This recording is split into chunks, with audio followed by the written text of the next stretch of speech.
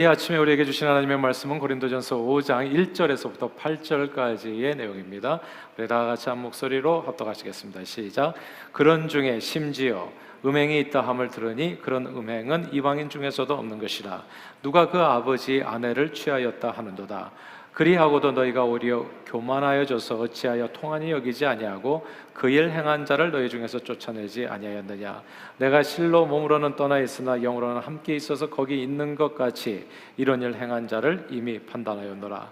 주 예수의 이름으로 너희가 내 영과 함께 모여서 우리 주 예수의 능력으로 이런 자를 사탄에게 내주었으니 이는 육신은 멸하고 영은 주 예수의 날에 구원을 받게 하려 함이라. 너희가 자랑하는 것이 옳지 아니하도다. 적은 누룩이 온 덩어리에 퍼지는 것을 알지 못하느냐. 너희는 누룩 없는 자인데 새 덩어리가 되기 위하여 묵은 누룩을 내버리라. 우리의 유월절 양 곧 그리스도께서 희생되셨느니라. 이러므로 우리가 명절을 지키되 묵은 누룩으로도 말고 악하고 악에 찬 누룩으로도 말고 누룩이 없이 오직 순전함과 진실함의 떡으로 하자. 아멘. 하나님 아버지, 오늘은 누룩을 조심하라는 제목으로 말씀을 나눕니다. 성령 하나님께서 우리 각 사람의 심령의 말씀을 통해서 은혜 주시고 또 역사해 주셔서 죽을 수밖에 없는 죄인이 그리스도의 십자가 희생으로 죄 사함 받고 죄 씻음 받아 새 사람 되었다는 이 사실을 기억하면서 누룩 같은 죄가 우리 안에서 우리 가운데 퍼지지 않도록 늘 주의 영광을 위해서 이 세상에서 순전함과 진실함으로 쓰임받는 저희 모두가 되도록 축복해 주옵소서. 예수 그리스도 이름으로 기도합니다. 아멘. 오래전 학교 다닐 때 논문 쓰는 법을 배웠습니다. 논문을 쓸 때 가장 주의해야 될 점은 plagiarism, 표절입니다. 표절은 시나 글, 노래 등을 찍을 때 남의 작품 일부를 몰래 갖다 쓰는 절도 행위를 의미합니다. 여기서 남의 작품 일부를 몰래 따다 쓰는 행위라고 하는 이 구절을 주목해야 합니다. 사실 수천 년의 인류 역사에서 해 아래 새 것은 없습니다. 오늘 내가 생각하고 주장하려는 내용이 제가 알고 보면 누군가 오래전에 이미 한 말이거나 생각일 수 있지요. 그래서 논문 한 편을 쓰려면 그 주제와 관련된 책들을 많이 읽고 표절이 되지 않도록 꽤나 땀을 흘려야 합니다.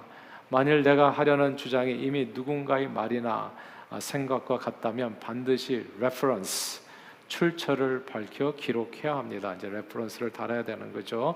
요건 내 것이 아니라 누구 것이었습니다 라고 이제 밝히는 것이 학자의 정직함입니다.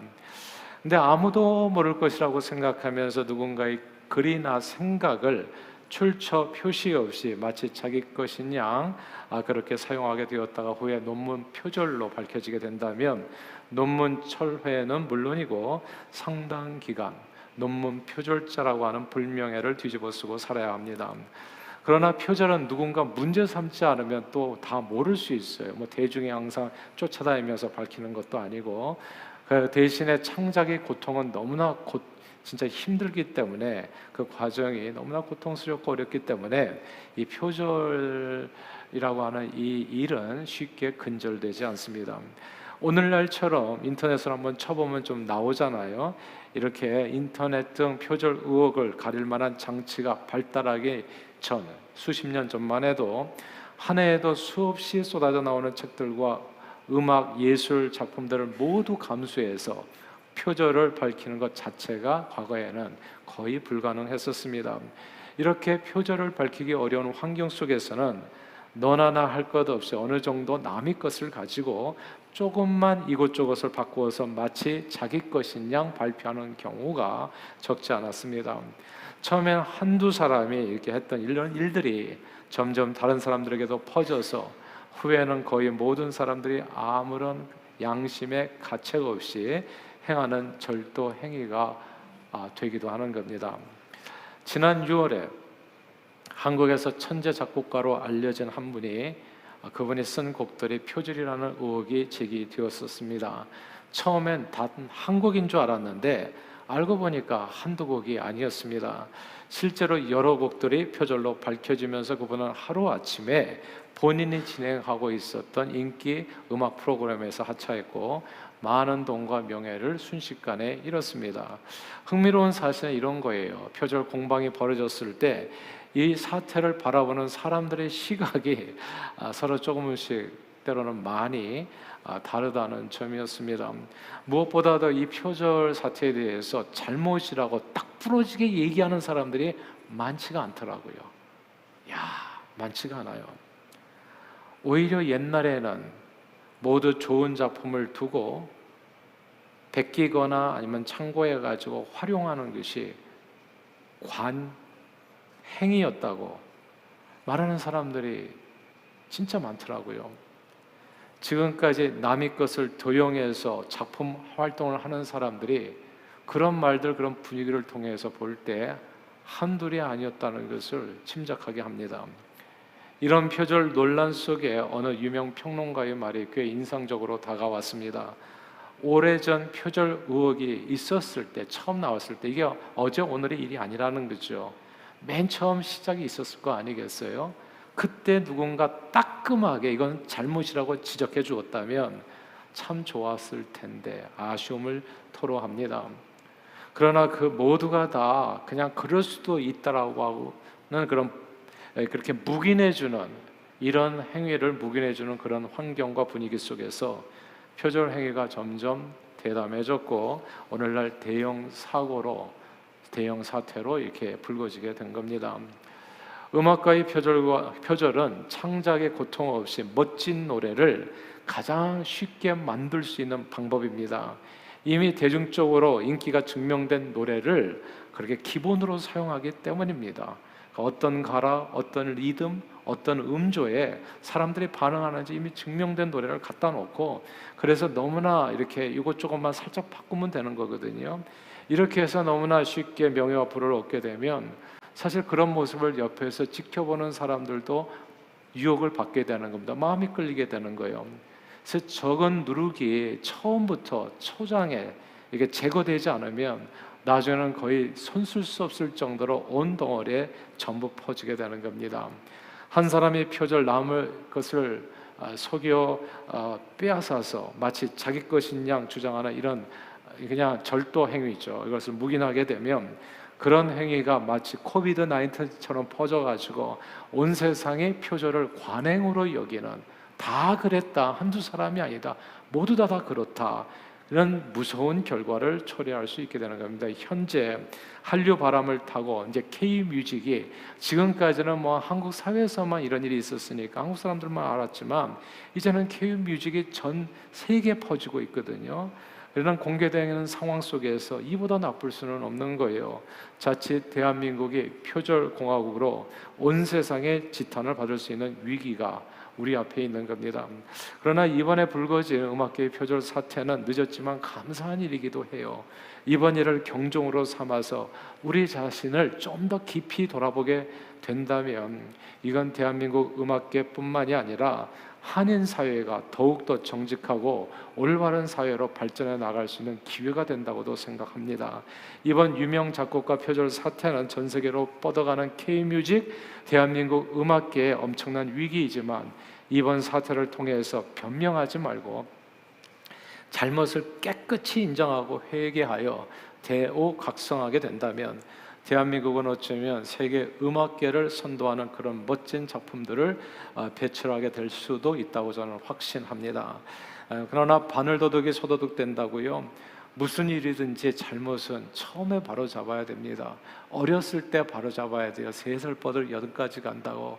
어렸을 때 이쁘다고 뭐 할아버지 호주머니에서 뭐 돈 거 가지고 그냥 이거 1불밖에 안 되는데 이거 그냥 넘어가다 보면 그게 나중에는 100불이 되고 10,000불이 되고 10,000,000불이 될 수도 있다는 거, 이 처음에 바로 잡아야 된다는 걸 꼭 기억해야 됩니다. 그렇지 않으면 마치 누룩이 온 덩어리에 퍼져가듯이 비단 그 사람뿐만이 아니라 그 공동체 전체가 영향을 받게 돼서 모두가 손쓸 수 없을 정도로 썩어가게 되기 때문입니다. 썩은 사과 하나 그대로 두면은 광주에 있는 사과들이 다 썩어나가는 위치와 같습니다. 오늘 본문에서요, 고린도 교회 공동체는 교회 안에서 벌어진 음행 사건에 대해서 묵인했습니다. 이 작은 누룩이었는데 그냥 묵인했어요. 근데 이 사건이 생각하기에 따라서 결코 작은 사건이 아니었습니다. 왜냐하면 고린도 교회 교인이 저지르는 음행은 예수 믿지 않은 불신자들에게도 드문 일이었기 때문에 그랬습니다. 아들이 아버지 아내 계모를 취하는 일이었습니다.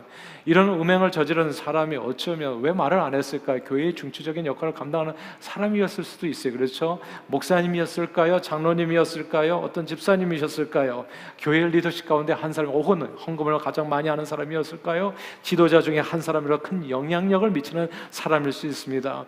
누구도 감히 그 앞에 나서서 이 잘못을 지적하지 않았습니다. 그렇게 교인들이 그냥 이 잘못을 묵인한 사이에 그보다 덜하다고 생각하는 음행이 교회 공동체 안에 번져가기 시작한 거죠. 누구도 아는데 왜 나만 가지고 그러냐, 이런 얘기 많이 들어보셨잖아요. 왜 나만 가지고, 나만 잘못했다고 왜 나만 잡는가. 옛날에 한국에서 어떤 대도라고 하는 도둑을 잡았더니 왜 나만 가지고 그럽니까? 세상에 다 도둑님들인데. 이런 얘기가 가능하잖아요. 음행이 얼마나 하나님 앞에서 악하고 무서운 죄인지를 망각해버리고 한 죄를 묵인해버렸더니 교회 교인들은 이런들 어떠하리 저런들 어떠하리 너도 나도 세상의 음란한 풍습에 젖어가기 시작했던 겁니다. 한 사람의 악한 행위를 묵인하자 공동체 전체가 더럽혀지기 시작했습니다. 음행이 마치 고린도 교회의 관행처럼 너도 하고 나도 모든 사람이 하는데 왜 나만 가지고 그러냐. 그래서 이 자칫 어렵게 피와 땀으로 세워진 예수 그리스도의 피로 세워진 이 거룩하고 아름다운 교회 공동체가 세상과 똑같이 변질되어 유명무실, 교회라는 이름은 있으나 진짜는 교회가 아닌, 그렇게 사라질 위기에 처하게 된 겁니다. 이런 소식을 들은 사도 바울이 급히 쓴 글이 오늘 본문입니다. 사도 바울은 이런 교회에 대해서 크게 두 가지로 얘기해서 이 두 가지를 꼭 기억할 필요가 있습니다. 첫째는 자기의 정체성, 우리가 예수 안에서 어떤 사람들이 되는지를 기억하라입니다. 내가 누군가를 기억하라는 거. 오늘 다 함께 고린도전서 5장 7절을 읽겠습니다. 5장 7절 읽어볼까요? 시작. 너희는 누룩 없는 자인데 새 덩어리가 되기 위하여 묵은 누룩을 내버리라. 우리의 유월절 양 곧 그리스도께서 희생되셨느니라. 아멘. 여기서 너희는 누룩 없는 자, 그리스도께서 희생되었다라고 하는 구절을 주목해야 됩니다. 고린도 교회 교인들은 예수 믿기 전에는요, 허물과 죄로 인해서 죽었던, 정말 참으로 죽은 목숨 죄인이었어요. 언제 죽어도 이상하지 않고 언제 죽어도 지옥 갈 수밖에 없는 그런 죄인들이었습니다. 그런데 긍휼이 풍성하신 하나님께서 그 큰 사랑으로 우리 이 죄인들을 위해서 예수 그리스도를 보내 십자가에 죽게 하심으로써 그 보혈로, 보배로운 피로 저들이 죄를 다 씻어 깨끗하게 하셨습니다. 우리 안에 있는 누룩 같은 죄를 깨끗이 씻어 누룩 없는 자, 원래는 누룩이 가득한 자들이었는데 누룩 없는 자 되게 하셨습니다. 예수 그리스도의 십자가 희생으로 죄를 다 씻어 누룩 없는 자 되게 하셨습니다. 누룩 없는 자가 될 것이다가 아닙니다. 혹은 너희가 누룩 없는 자가 되어 가리라 라는 얘기도 아닙니다. 예수 믿는 자는 이미 누룩 없는 자라는 말씀입니다. 너희는 누룩 없는 자다라는 말씀이에요. 그리스도 안에서는 옛것은 지나가고 새것이 되었다고. 예수 믿는 자는 예수 안에서 새로운 피조물입니다. 유혹의 욕심을 따라 썩어져가는 구습을 따른 옛사람을 벗고 오직 심령으로부터 새롭게 되어서 하나님을 따라 의와 진리와 거룩함으로 지으심을 받은 새 사람이 될 것이다. 새 사람입니다. 예수님과 함께 옛사람은 죽었고 예수님과 함께 새 사람으로 살아가는 새 사람입니다. 그런데 예수님의 희생으로 누룩 없는 자가 돼서 누룩 없는 자인데 이제 와서 다시 옛사람의 더러운 습관을 본받게 된다면 어떻게 되겠습니까? 성경은 예수 그리스도를 알고 세상의 더러움을 피한 후에 다시 그 가운데 얽매이고 찌게 되면 그 나중 형편이 처음보다 더 심해질 수 있다고 경고했습니다. 그리고 그런 사람을 가리켜 베드로 사도는 이렇게 표현했어요. 걔가 그 토하였던 것에 돌아가고 돼지가 씻었다가 더러운 구덩이에 도로 가서 누웠다 함과 같다고 말씀했습니다. 차라리 처음부터 예수 믿지 않았다면 더 좋았을 뻔했다, 이렇게 이야기했어요. 사랑하는 여러분, 저와 여러분들은 예수 믿어서 모든 죄를 다 씻고 주 안에서 새 사람 되었습니다. 새 사람입니다. 과거 죄의 종로로 타던 그 모든 삶에서 자유함을 얻어서 이제는 의와 진리와 거룩함을 따라서 살게 되었습니다. 그리스도를 믿고 거듭난 사람이 다시 예수 믿기 전의 삶으로 홍해를 건넌 거예요. 홍해가 다시 닫힌 거예요. 다시 돌아가는 길은 없는 겁니다. 우리는 이미 누룩 없는 자입니다. 너희는 누룩 없는 자이다. 예. 이제 와서 다시 도둑질이나 음란으로 세상 누룩에 오염된다면 그건 우리 안에 계신 예수님을 현저하게 욕보이는 악행이 되는 겁니다. 예수님은 우리를 가리켜서 세상의 소금이라 말씀하셨는데 소금이 그 맛을 잃으면 어떻게 되겠어요? 밖에 버리어서 사람들의 발에 밟힐 수밖에 없잖아요. 저는 진짜 부끄럽게 여겨요. 오늘날 교회가 세상 사람들의 손가락질을 받는다는 것은 이거는 있을 수 없는 진짜 말도 안 되는 기적이 아니라 이거는 있을 수 없는 일이 벌어진 거예요. 어떻게 교회가 그렇습니까? 예수 그리스도의 거룩한 몸이 어떻게 손가락질을 받을 수 있냐면 복음 외에 말입니다. 도둑질하는 걸로, 남을 속이는 걸로, 거짓말하는 걸로, 그래서 그냥 말만 하고 행동은 없는 걸 어떻게 이렇게 세상 사람들에게 말을 들을 수 있냐고요. 정말 어떤 영화에 나오는 그런 어떤 내용처럼 그리스도인들이 이 세상에서 가장 큰 부자로는 살 수 없지만 그리스도인에게 있는 게 진짜 자존감이잖아요. 예수 믿는다는, 그리스도를 따라간다고 하는 그런 자긍심 아니겠습니까? 그런 내용을 잃어버린다면, 소금의 맛을 잃어버린다면 진짜 아무짝에도 쓸모없는 인생이 된다. 그러므로 늘 우리 자신이 그리스도의 십자가의 생으로 내가 어떻게 변해, 내가 누군가를 알고 사는 저와 여러분들이 다 되시길 바라요. 우리는 누룩 없는 자입니다.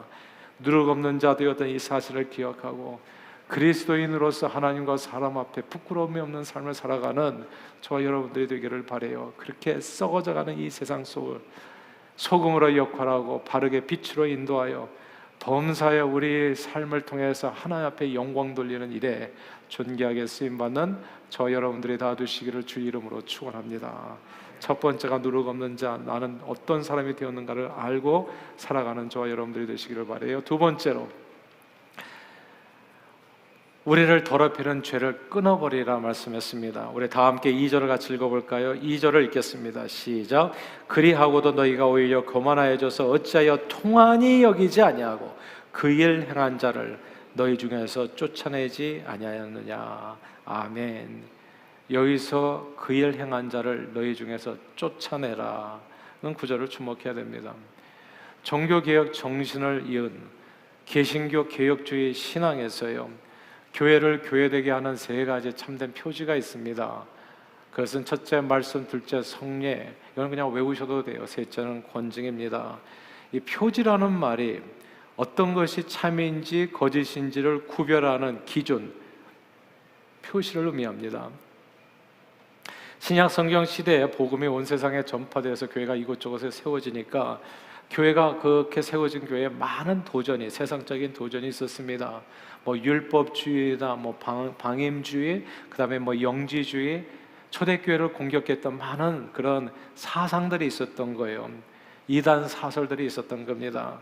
그래서 교회의 근간을 흔들고 또한 세속적인 문화와 풍습들이 교회를 오염시키는 일들이 벌어졌습니다. 그 가운데 교회가 공격을 받아서 약해지거나 더럽혀지게 되면 이름은 겉모양은 무슨 교회 교회이지만 그 내용은 이단 교회가 되어버린다든지 세상 집단처럼 그냥 변질되어 버리는 경우도 적지 않았던 겁니다. 그래서 필요했던 것이 교회를 정말 교회되게 하는 참된 표지가 뭐냐는 거예요. 참된 교회와 거짓된 교회를 구별하는 그 표지, 그런 필요에 의해서 정리된 교회의 표지가 첫째는 하나님의 말씀, 둘째는 성례고, 그리고 세 번째는 권징이 된 겁니다. 이 세 가지 중에서 교회의 권징은 교회 공동체의 순수성을 보존하기 위해서 절대적으로 필요한 과정이었습니다. 권징은 다른 말로 표현하면 오늘 본문을 통해서 그럼 교회 공동체를 망가뜨리는 누룩을 제거하는 일입니다. 그게 권징이에요. 오늘 본문에 사도 바울이 했던 일이 이게 권징입니다. 예수님께서는 권징의 단계를 크게 세 가지로 말씀하셨어요. 형제가 죄를 범하면 제일 먼저 1대1로 말하고, 그 말을 듣지 않으면 두세 사람이 함께 가서 두세 증인의 입으로 말을 확증하라 했습니다. 그렇게 해도 말을 듣지 않으면 교회에 대해서 말하고, 교회의 말도 듣지 않으면 그를 이방인과 세리같이 여기라 말씀하셨습니다. 아마도 오늘 고린도전서에 음행하는 자는 이 세 가지 단계를 다 거친 듯 싶습니다. 이제 남은 단계가 하나가 있다면 그것은 이방인과 세리같이 여기서 출교시키는, 교회에서 쫓아내는 그거 딱 하나 남은 거예요. 그러나 교회에서 쫓아내는 일을 생각하니까, 이런, 여러분들 한번 들어보셨습니까? 근데 이단 교회에서 이런 거 많이 하더라고요. 근데 이 제대로 된 교회들에서는 이런 얘기를 아마 들어본 적도 없고 여러분도 당해 본 적도 없으실 거예요. 근데 성경은 그렇게 얘기하죠. 왜 이런 일이 없는가? 사실 이런 일은 아무도 하고 싶은 일은 아니에요. 고린도 교회도 마찬가지고. 교회 생활을 할 때 모두가 가장 힘들어하는 일이 누군가를 출교시키는 일입니다.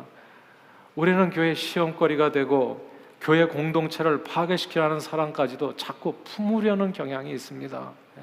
교회 나가면 뭘 안 되는 것처럼, 교회는 무조건 사람들이 많이 모여야 되는 것처럼. 저는 진작에 오래전에요, 이 욕심을 버렸어요. 사람에 대한 욕심을 버렸어요. 사람에 대한 욕심이 많아지면 사람은 어마어마한데 교회는 맨날 싸워요.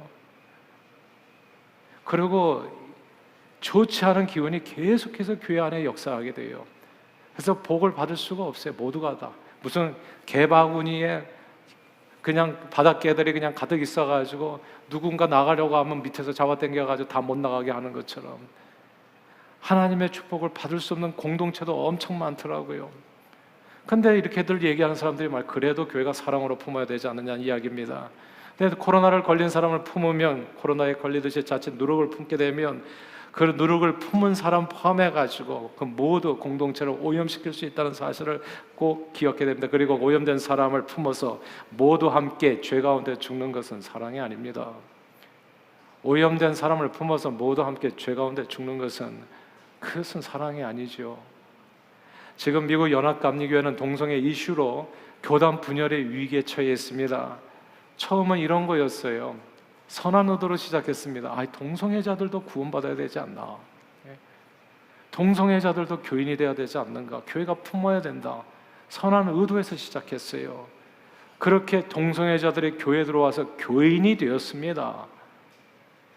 근데 교인만 된 것이 아니에요. 개 중에는 신학을 공부해서 목회자도 되었습니다. 그러면서 동성애가 죄가 아니라 각자의 취향일 뿐이라고 동성애를 죄라 말하는 사람들을 차별자들이라고 얘기하기 시작하게 된 거예요. 어마어마한 일입니다, 이것이. 처음엔 선한 의도로 품어야 되지 않는가 시작해서 한 일이 이제는 걷잡을 수 없는 일이 되어버렸어요. 하나님의 말씀의 진리가 흔들리고 이 사람 저 사람들의 말에 의해서 무엇이 옳은지도 알 수 없는 세계가 되어버리고 말았습니다. 사람은 예수 사랑 때문에 품어야 한다고 말하지만 성경은 오늘 본문에서 오히려 그 사랑과 공동체를 구원하기 위해서는 예수 사랑으로 그를 출교시키라. 세상 밖에 있는 사람도 동성애자까지 쫓아다니면서 이러저러 말할 일은 없을 거예요. 이건 교회 교인을 얘기하는 겁니다. 교중 사람들이야 너희가 판단할 수 있지 않냐? 교회에 올 수 있어요. 그러나 교인이 될 수는 없습니다. 이걸 다시 반복해서 얘기할게요. 이건 그냥 명확한 거예요. 오늘 말씀을 통해서 교회에 올 수 있어요. 오늘 말씀을 들을 수 있어요. 근데 저는 죄라고 얘기할 거예요. 회개하시라고. 무슨 취향이냐고, 무슨 레퍼런스냐고요. 표절이지. 무슨 오마주냐고. 표절이지. 말을 똑바로 해야죠. 무슨 취향이냐고. 죄이지. 회개해야 될, 차별이 아니라 죄라고요. 교회를 참된 교회로 세우는 표제는 하나님의 말씀, 성례, 그리고 권징입니다. 예수님은 만일 너희 눈이 너를 범죄케 하거든 떼어내버리라. 한 눈으로 영생에 들어가면서 두 눈을 가지고 지옥불에 던져지는 것보다 낫다 말씀하셨습니다. 몸의 소중한 지체의 눈이라고 하는 것은 눈은 900냥이라고, 온 몸이 1000냥이라고 하면 눈은 900냥이라고, 그 정도로 소중한 지체를 의미하는 겁니다. 눈을 잃는다는 것은 정말 너무나 큰 고통이요 슬픔입니다. 그러나 그 지체 하나를 아끼려다가 그러고 품다가 온몸의 지옥불에 던져질 수는 없는 겁니다. 주님은 고통과 슬픔을 무릅쓰고 그 범죄한 지체를 제거하여 그리스도의 몸된 교회를, 공동체를 지키라고 말씀하셨습니다. 그러나 보세요, 권중의 누굴 제거하는 것, 잘라버리는 것, 이런 표현을 얘기하는 게 아닙니다. 오늘 권중의 목적에 대해서 오늘 사도 바울이 이렇게 설명합니다. 이게 말씀이 어쩌면 지금까지 한 얘기보다 더 중요할지도. 5절 말씀입니다. 우리 5절 한번 같이 한번 읽어볼까요? 시작. 이런 자를 사탄에게 내주었으니 이는 육신은 멸하고 영은 주 예수의 날에 구원을 받게 하려 함이라. 아멘. 여기서 육신은 멸하고 영은 주 예수의 날에 주님 다시 오실 때 구원을 받게 하려 함, 이 구절을 주목해야 됩니다. 이 말씀은 권징의 목적이 누군가를 벌하기 위함이 아니라 그 영혼을 구원할 수 있는 마지막 기회를 주기 위함이라는 것을 알게 됩니다. 공동체에서 사람을, 교인을 쫓아내는 출교라고 하는 이 권징은 매우 고통스러운 벌입니다. 그러나 그 벌을 통해서 상대가 자신의 죄를 깨닫고 돌이킬 수 있다면 이 잠깐의 고통은 회개에 이르게 하는 고난이 돼서 그의 영혼을 영원히 구원하는 생명길이 될 수가 있습니다. 70번씩 7번이라도 회개하면 받아들이는 것, 교인이 되어지는 것이죠. 동시에 그 자신의 영혼을 구원할 뿐만 아니라 공동체를 지키고 보호하는 길도 됩니다. 그러므로 우리는 권징의 누군가를 벌하는 것이 목적이 아닌 범죄한 개인과 그 범죄를 관용함으로써 오염되어 망가질 수도 있는 공동체를 보호하는 목적이 있다는 사실을 보고 알게 됩니다. 동성애자는 교회가 품는 것이 아니라 동성애가 죄라는 것을 알게 하여 회개하고 돌이키면 그때 교인으로 받아들이는 겁니다. 저희는 그 새가족반에서 교인 되는 순서가 있어요. 아무나 교회 와가지고 그냥 등록지 썼다고 해서 교인이 아닙니다. 그러니까 그게 아니에요, 저희 교회는. 그리고 반드시 세례 받았는지 확인을 하고 교인이 입교회, 교인총회 오는 건 아무나 하는 건 아닙니다. 그러니까 이런 교회법은 그냥 만인 공통이에요. 만국 공통입니다. 그걸 잘 지켜나가냐 지켜나가지 않느냐의 차이가 있을 뿐이지. 왜냐하면 교회는 예수 그리스도의 몸된 지체가 되는 순간이거든요. 아무나는 아니죠, 당연히. 교회 와서 이 말씀을 들을 수 있어요. 누구든지, 죄인이든지 그렇지 않은 사람이든지 누구든지, 남녀노소 빈부귀천 할 것 없지. 그러나 교인이 되는 것은 다른 얘기입니다. 예수 그리스도의 거룩한 몸의 한 지체가 된다는 것을 잊어서는 안 될 거예요. 권징은 그러나 몸의 지체가 된 그 지체 중에 누군가가 정말 그리스도의 몸에 합당치 않은 일을 했을 때 일어나는 일입니다. 죄를 일벌백계해서 공동체를 보호하고 그 개인이 구원받을 수 있는 길을 열어주는 방법입니다. 그러나 권징은 쉽지 않아요. 이번 유명 작곡가의 표절 사태가 벌어졌을 때 놀랍게도 공중파 방송이나 메이저 신문 지상에서 오래 다루지 않더라고요. 그냥 있다 그냥 다 바로 사라지더라고요. 표절 피해자와 가해자가 서로 합의해서 별일 아닌 것처럼 그냥 지나가 버리더라고요. 그리고 모두가 다 쉬쉬하는 분위기입니다. 저는 그 잘못을 몰라서라기보다도 제가 보니까 이게 집단적으로 다, 모두가 다, 너도 나도 한 통속이라는 생각을 지울 수가 없는 거죠. 서로가 배경이 되어주고 입막음이 되어주는 거예요. 누군가의 말처럼 표절을 이야기할 때 자유로운 사람이 거의, 어쩌면 한 명도 없다는 말은 좀 무리하고요. 그 가운데서도 정말 치열하게 자기의 생명을 깎아가면서 또 창작의 작업에 몰두했던 한국 분들 꽤 있겠죠. 그러나 진짜 대다수가 그렇지 않다는 것. 유명 천재 작곡가의 표절 사건에 누구도 감히 나서서 잘못이라 말하는 현실이 참 매우 슬프게 다가옵니다. 어쩌면 그것이 오늘날 대한민국 음악계의 민낯이라는 생각입니다. 한두 사람만이 아니라 너도 나도 모두가 다 많은 사람이 연루되어 있을 수 있다는 것. 그런데 생각해 보면 음악계만 그러겠습니까? 여러분들은 어떠세요? 우리는 다 이런 범죄에서 한 사람도 자유로울 수 없습니다. 사람은 악해서도 죄를 짓지만 제가 본 사람은 약해서도 죄를 짓는다는 거예요. 그래서 항상 우리가 서로를 불쌍히 여겨야 될 부분이 있는 게, 뭐 의도가 있든 없든 사람은 약해요. 그래서 3일 굶으면 담 뛰어넘지 않은 사람이 없어요. 도둑질 다 한다고요. 배가 고프면. 우리 중 대다수는 학교 다닐 때 한두 번씩은 남의 리포트 베껴 써본 분들이 많을 거예요. 컨닝인가요? 한국 TV 프로는 한동안 허락 없이 일본 TV 예능 그대로 베낀 적이 있었어요. 한국 PD들이 그냥 아이디어가 없으면 그냥 일본 비행기 표 사가지고 일본 가가지고 호텔에 머물면서 허락 없이 그냥 그 영상 그대로 카피해가지고 한국에 와서 거기서 한두 가지 바꿔가지고 그렇게 방송 내보내면 또 한국에서 또 인기 없고, 음악 드라마 예전에 뭐 CD 불법 복제 안 한 사람들 몇 명이나 되겠어요. 테이프 그거 그냥 이게 비디오 테이프 복제해서 그냥 너도 나도 빌렸어. 온 동네가 다. 영화 컴퓨터 프로그램 불법으로 복제하고 학교에 논문도 표절하면서 살아왔습니다. 십수년 전만 해도요, 컴퓨터 프로그램을 도용하는 사람들이 적지 않았어요. 부끄러운 고백입니다만 저도 그 사람 중 하나였습니다. 사례비가 뻔한 상황에서 거의 매년 업그레이드 버전이 나오는 컴퓨터 프로그램을 많은 돈을 주고 사서 사용하는 것이 쉽지 않았습니다. 그래서 우리는 누군가 컴퓨터 프로그램을 돈 주고 사면 다른 사람들은 그 프로그램을 정말 아무런 양심의 가책도 없이 서로 사이좋게 예수 사랑으로 나눴나요? 사랑으로 나눴어요. 사랑.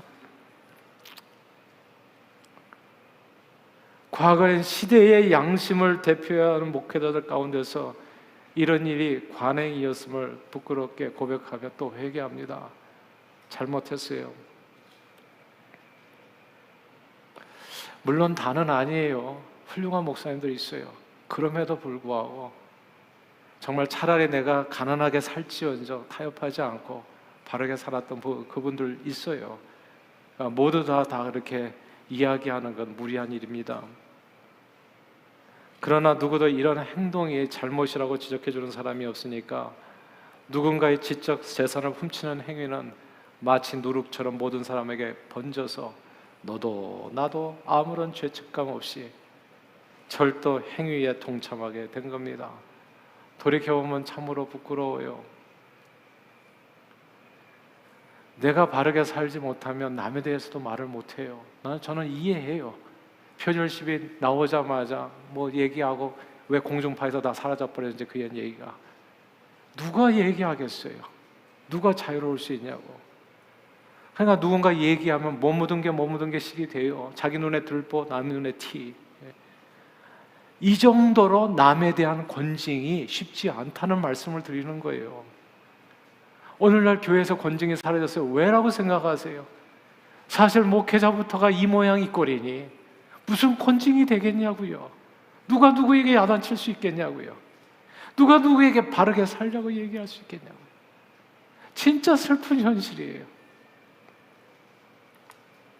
내가 술, 담배를 하면 자식들에게 술, 담배 하지 말라는 말 못해요. 내가 교회 다니면서 노상 시험 받으면 자녀들에게 교회 열심히 다니라고 말을 못한다고요. 내가 널 거짓말해가지고 속여가지고 뭐 이렇게 하면 남에게 그렇게 가르칠 수 없습니다. 그러나 세상은 어떨지 몰라도 교회는 오늘 본문 8절 말씀 순전함과 진실함을 향해서 끊임없이 나아가야 됩니다. 끊임없이 나아가야 돼요. 그 얘기 하고 싶은 거예요. 아프지만 진짜 아프지만 이렇게 고백하는 것 자체가 사실 슬픈 일이고 괴로운 일이지만 거짓은 거짓이고 진실은 진실이에요.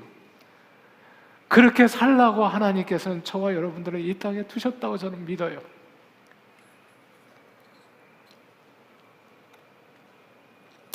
어영부영 그렇게 뭐 다들 그러니까 뭐 우리 이런대로 또 그렇게 넘어갈 생각하지 말고 깨끗이 인정하고 회개하고 돌이켜서 우리는 옛사람의 더러움을 벗고 의와 진리와 거룩함으로 지으심을 받은 새 사람이라, 이런 가오를 가지고 살아야 된다 확신합니다.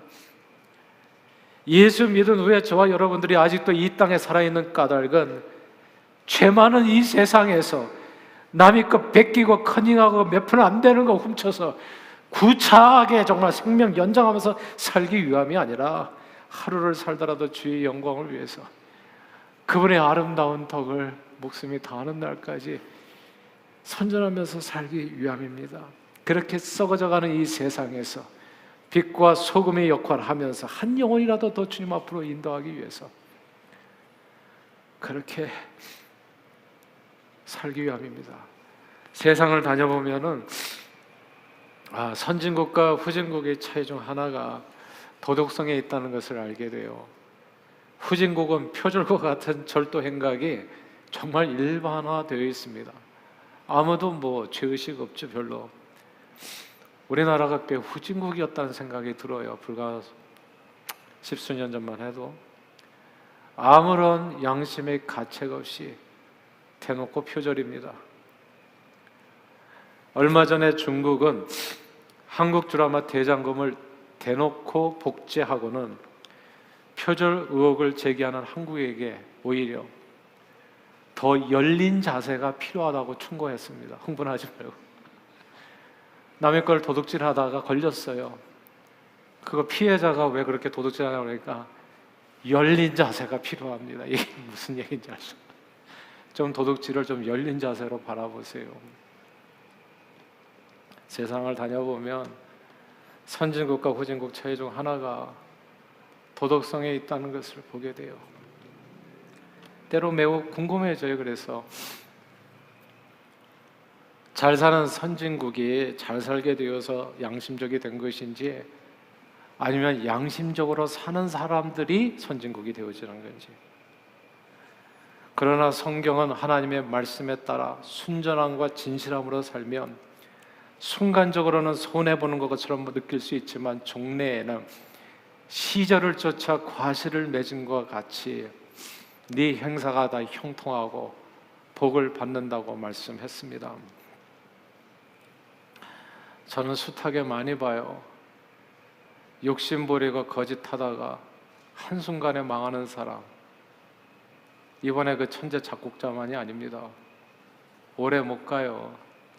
이 땅에서 어찌어찌 살살살살 피해갈 수 있었을지 모르지만 그러나 또 하나님의 심판이 기다리는 겁니다. 저는 말씀을 두고 얘기해요. 우리 동산의 가족들이 저는 1, 2, 3대 다 복받기를 원합니다. 성경은 복 있는 자는 악인의 꾀 쫓지 않고 죄인의 길에 서지 아니하고 오만한 자의 자리에 앉지 아니하고 오직 여호와의 율법을 주야로 묵상하며 즐거워하고 그 말씀에 따라 사는 사람이라고 말씀했습니다. 저는 저와 여러분들이 복받기를 원해요. 오늘 잠깐 잘 되는 거 말고 앞으로 어제보다도 오늘이 오늘보다도 더 내일이 우리 자신만 잘 되는 것이 아니라 우리 자신들을 통해서 우리가 다시 속한 개인과 교회와 가정과 그리고 사회와 나라와 국가와 이 세상이 예수 이름으로 변화돼서 다 복받게 되기를 소원하는 겁니다. 오늘 비싼 컴퓨터 프로그램을 복제해서 사용하면 당장에 몇백 불, 몇천 불 개인적으로 세이브할 수 있을지 모르지만 결국 그런 표절과 절도 행각은 분모랭처럼 공동체의 가난을 초래하게 합니다. 모두가 다 망하는 사회를 만들어가게 되는 것이죠. 그러므로 서로를 권면해서 세속에 물들지 않도록 경계할 필요가 있습니다. 뚜렷한 범죄 행위가 드러났을 때에는 각각 자신을 돌아볼 뿐더러 서로를 돌아보아 그런 범죄에 오염되지 않도록 조심하고 범죄한 자를 권징해서 그 개인의 영혼을 구원하고 그리고 공동체를 죄로부터 지켜야 됩니다. 깨진 창문 이론이 있어요. 동네에 깨진 창문 하나 그대로 두면 얼마 지나지 않아서 돈 동네가 폐허가 된다는 그런 이론입니다. 그 이론처럼 우리 그리스도인들은 늘 주님의 몸된 교회를 지키기 위해서 작은 누룩이 온 덩어리에 퍼지지 않도록 누룩을 조심해야 됩니다. 성경은 범사에 헤아려 좋은 것을 취하고 악은 어떤 모양이라도 버리라 말씀했습니다. 늘 우리 자신이 예수 그리스도의 십자가 희생으로 누룩 없는 자 되었음을 기억하고 하나님의 말씀을 우리 행위의 기준 삼아서 범사에 좋은 것을 헤아려 취하고 악은 어떤 모양이라도 버림으로써 개인의 영혼을 구원하고 주님의 몸된 공동체를 순종하고 진실하게 지켜나가는, 그리고 세상을 변화시키는 데 쓰임받는 저와 여러분들이 다 되시기를 주의 이름으로 축원합니다. 기도하겠습니다. 하나님 아버지, 죄악 가운데 죽을 수밖에 없는 인생들을 불쌍히 여기시어 예수 십자가 보혈로 그 모든 추한 자를 다 씻어 이제 누룩 없는 거룩한 자로 살게 해주신 은혜를 감사드립니다. 늘 우리가 주 안에서 어떤 존재로 변화되었는지를 기억하고 다시는 새 속에 물들지 않고 새 사람으로 살도록 성령님 도와주옵소서. 이 세상에 사는 모든 날, 얼마나 내 앞에 날들이 남아있는지 알 수는 없지만 그 모든 날 순전하고 진실하게 주님의 영광을 위해서 교회 공동체 안에서 그리고 온 세상 안에서 빛과 소금으로 쓰임받는 저희 모두가 되도록 축복해 주옵소서. 예수 그리스도 이름으로 기도합니다. 아멘. 자, 오늘 주신 하나님의 말씀 생각